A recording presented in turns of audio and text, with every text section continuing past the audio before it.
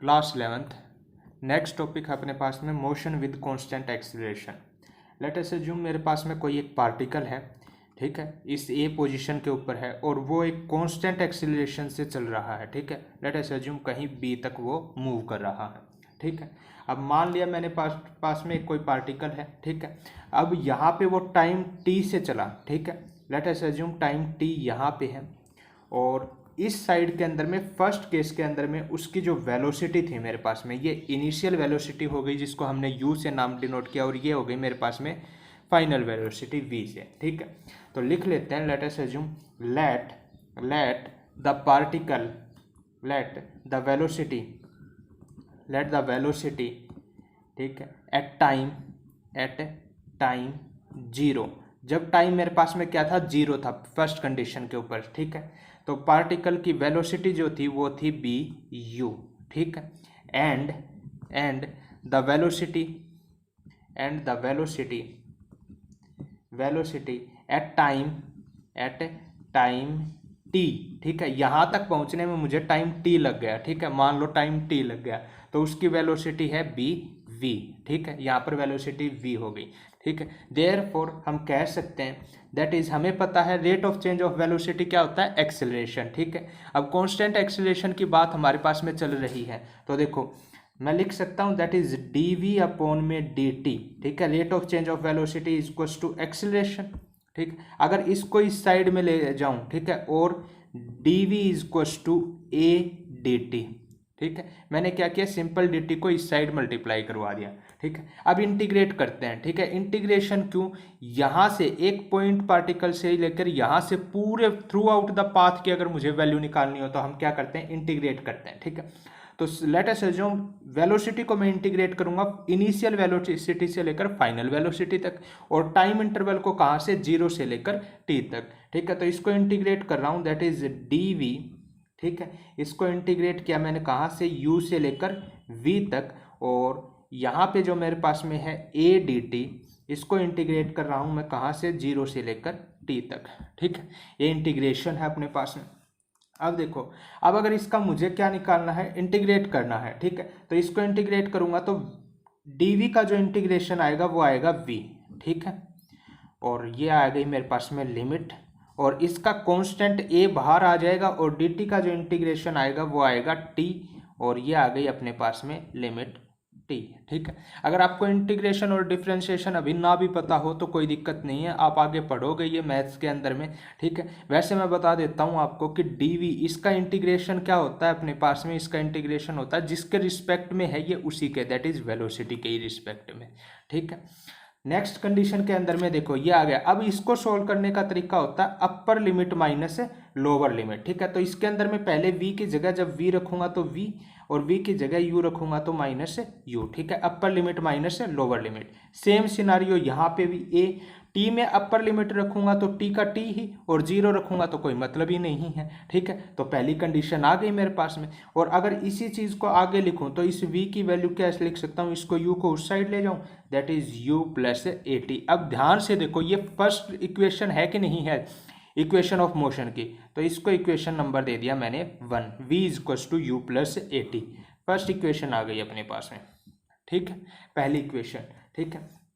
अब देखो इसी चीज को, ठीक है, now from equation number 1, velocity क्या होती है। अगर मैं वेलोसिटी को आगे चेंज करना चाहूँ तो वेलोसिटी को किसके अंदर में हम चेंज करते हैं, डिस्प्लेसमेंट में, ठीक है। तो वेलोसिटी को मैं लिख सकता हूँ ना, rate of change of displacement, that is dx। Let us assume ये यहाँ से यहाँ तक जो चली है, ये ऑब्जेक्ट यहाँ से यहाँ तक चला, इसने डिस्प्लेसमेंट की कितना, x डिस्प्लेसमेंट की है, ठीक है। तो मैं इसको क्या कर रहा हूँ, दैट इज dx अपॉन में dt is equal to U plus A T, ठीक, आ गए अपने पास में। अब इस चीज को, इसको इस साइड ले जाऊं, that is dx is equal to U plus A T, into में क्या आ जाएगा, dt, ठीक है। सेम सिनारियो, फिर से कहां तक मैं इसको इंटीग्रेट करूं, integrating now integrating from 0 to x। पहले डिस्प्लेसमेंट मान लो जब पोजीशन मेरे पास में कोई पार्टिकल था वो कहाँ पे था, जीरो कंडीशन पे, मतलब कोई भी डिस्प्लेसमेंट उसने कवर नहीं की थी, ठीक है, रेस्ट की पोजीशन में था। अब उसने डिस्प्लेसमेंट कितनी कवर कर चुका है, एक्स कवर कर चुका है, ठीक है। तो 0 to x एंड, और टाइम किसके अंदर में, 0 to t, ठीक है, t टाइम के अंदर में।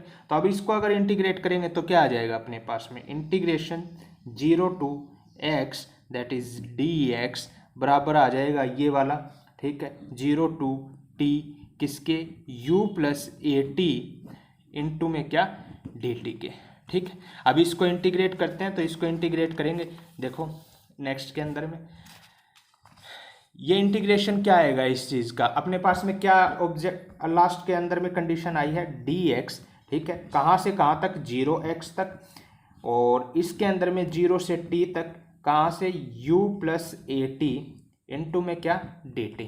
इसको इंटीग्रेट करना।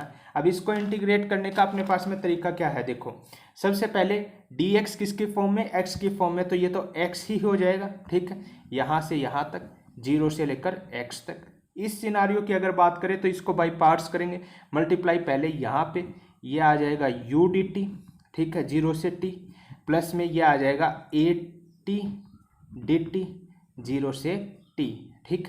अब u कांस्टेंट है, u बाहर आ जाएगा तो t रह जाएगा अकेला यहाँ पे, दैट इज t कहाँ से कहाँ तक, 0 से लेकर t तक, प्लस में a बाहर आ जाएगा, लेकिन t का जो मेरे पास में इंटीग्रेशन होगा, देखो जैसे डिफरेंशिएशन होता है, ठीक है, उसी प्रकार अगर मुझे t का इंटीग्रेशन करना हो किसके रिस्पेक्ट में, dt के रिस्पेक्ट में, तो देखो क्या होता है, t की जितनी पावर है यहाँ पे उसकी पावर ऐड ऑन हो जाएगी, 1 है तो 1 प्लस 1, और ऊपर में जितनी पावर है वही डिवाइड हो जाएगी, दैट इज 1 प्लस 1 2, ठीक है। तो ये आ जाएगा, a बाहर आ जाएगा मेरे पास में, और ये क्या बन जाएगा इसका integration, that is T square by 2, ठीक है, कहाँ से, 0 से लेकर t। अब सिंपल क्या करनी है, वैल्यू पुटअप करनी है, यहाँ पे तो x आ गया, यहाँ पे करेंगे तो हम आ जाएगा u, और पहली लिमिट करेंगे, नीचे वाली लिमिट का कोई मतलब ही नहीं है, 0, दैट इज ut, प्लस में इसके अंदर में सेम हाफ बाहर ले लूँ मैं, that is half a t, ठीक है, ये स्क्वायर था यहाँ पे वैल्यू, तो half A T square, T की वैल्यू पुटअप करेंगे टी, और यहाँ पे क्या रह गया, 0। तो ये देखो ध्यान से देखो, तो ये वाली condition S is equals to U T plus half A T square जो हम पढ़ते थे वो हो गई कि नहीं हो गई, तो ये आ गई अपने पास में सेकेंड इक्वेशन, ठीक है, इक्वेशन ऑफ ए मोशन। अब बात करते हैं हम, देखो फर्स्ट इक्वेशन को हम, जो इक्वेशन नंबर 1 थी उसी से हम क्या लिखते हैं, देखो ये इक्वेशन नंबर 1 थी अपने पास में, ठीक है, इसी को एक बार फिर से लिखते हैं, तो देखो क्या होगा अपने पास में, now from equation 1, फिर से इक्वेशन 1, ठीक है, that is v is equals to u plus A T, ये थी अपने पास में इक्वेशन नंबर 1, ठीक है। अब इस इक्वेशन को दोनों साइड में क्या कर दूं, स्क्वायर कर दूं, स्क्वेयरिंग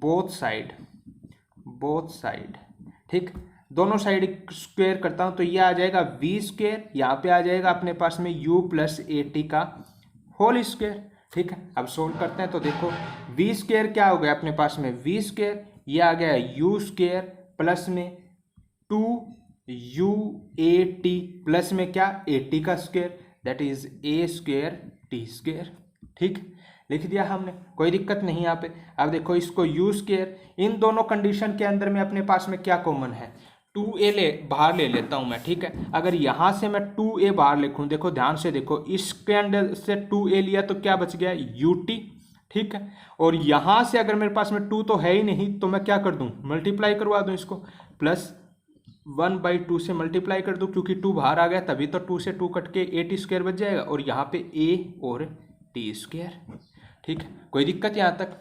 चलो अब इस चीज को देखो, ये क्या है अपने पास में, ut plus half A T square, अभी सेकंड इक्वेशन में हमने निकाला, ठीक है। तो इस पूरे की जगह मैं x रख सकता हूँ कि नहीं रख सकता हूँ, ठीक है। तो नाउ फ्रॉम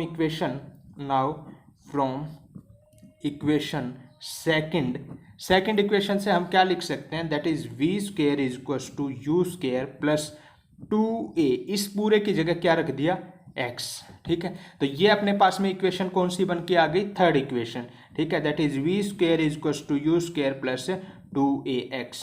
तो ये तीनों की तीनों इक्वेशन हमने ड्राइव कर ली हैं मोशन की, किससे, जब मेरे पास में मोशन हो किसी भी बॉडी का कांस्टेंट एक्सेलरेशन के अंदर में, ठीक है। तो ये मेरे पास में तीनों इक्वेशंस थी जब एक बॉडी कांस्टेंट एक्सीलरेशन से चल रही हो। आप इसको क्या करना है, एक बार थोड़ा सा प्रैक्टिस कर लेना इसको नॉर्मल तरीके से, ऐसे एक बार में अगर ना हो तो बार बार इसको प्रैक्टिस करके देखना।